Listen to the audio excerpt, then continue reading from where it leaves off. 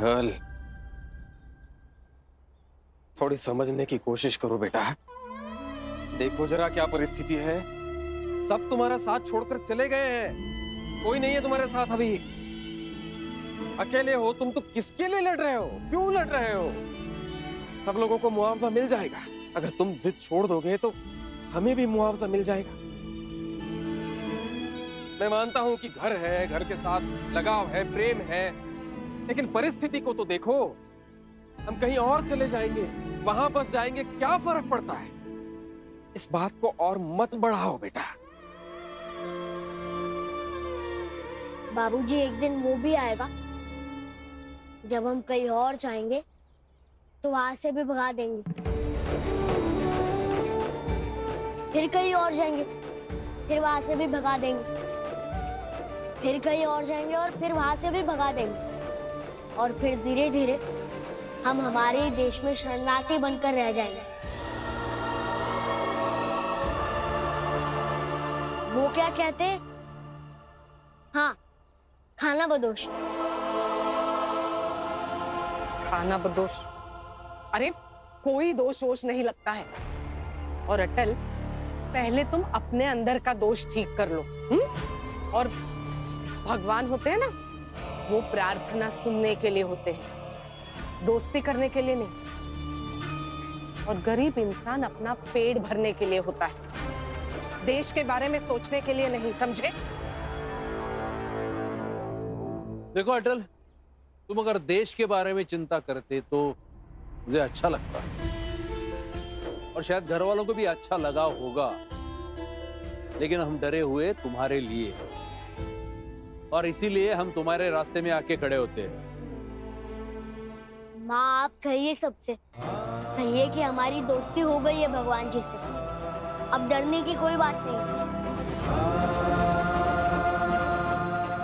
मैं जा रहा हूँ उसी दफ्तर में।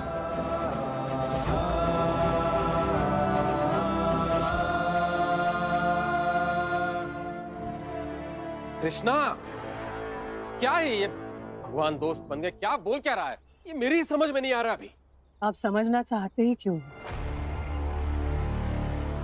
आप लकीर के उस तरफ हैं, और जिन दो लोगों को समझना चाहते हैं वो बंटवारे की लकीर के इस तरफ, दूसरी तरफ। अगर इस तरफ के लोगों को कुछ हो भी गया तो आपको क्या फर्क पड़ेगा?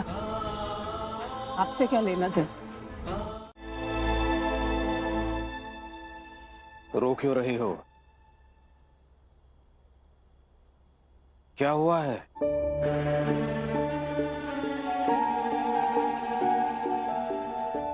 मैं एक बाप हूं, पति हूं,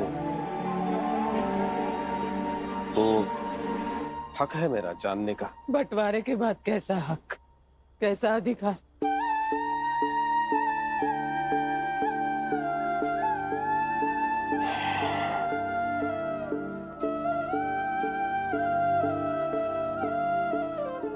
देखो कृष्णा, चाहे जो कुछ भी हुआ हो, मैं तुम्हारा क्रोध समझ सकता हूं। चाहे बंटवारा हुआ हो, लेकिन जब तक मैं जीवित हूं हमारा रिश्ता तो वही रहेगा ना। तो हमारे रिश्ते के खातिर मुझे बताओ क्या हुआ है? एक पल भी देर से पहुंचती ना, आज तो अटल को गोली मार दी गई होती।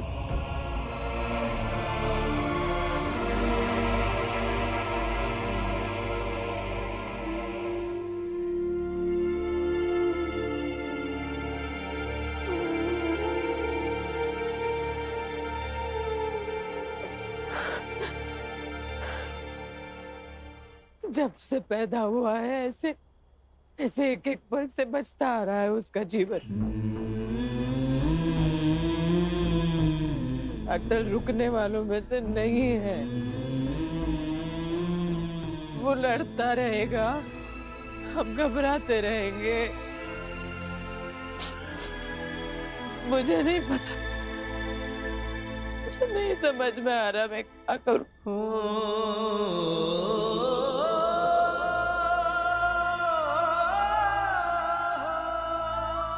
मेरे भी कुछ भी समझ में नहीं आ रहा, कुछ भी नहीं। एक एक पाई जोड़कर ये दुकान और ये मकान बनाया था मैंने, एक एक पाई। और आज अंग्रेजी हुकूमत के इशारे पे हमें इसे खाली करना है रातों रात। कल सुबह हम इसको खाली कर देंगे अमित भाई। अच्छा तो नहीं लग रहा है बाबूलाल भैया, मगर ये जरूर समझ आ गया कि गुलाम देश के नागरिक होने पर यही होता है। हाँ अमित भाई, अगर हम लोगों की किस्मत में यही लिखा है तो यही सही। हाँ हाँ यही सही।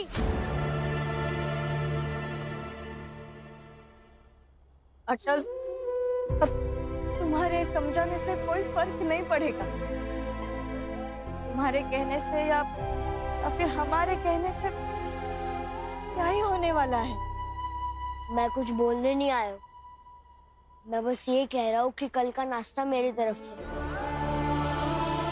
उसमें तो कोई बुराई नहीं है ना, बस जाते जाते एक बार नाश्ता कराना चाहता हूँ, मौका दीजिए ना, हाथ जोड़ता हूँ।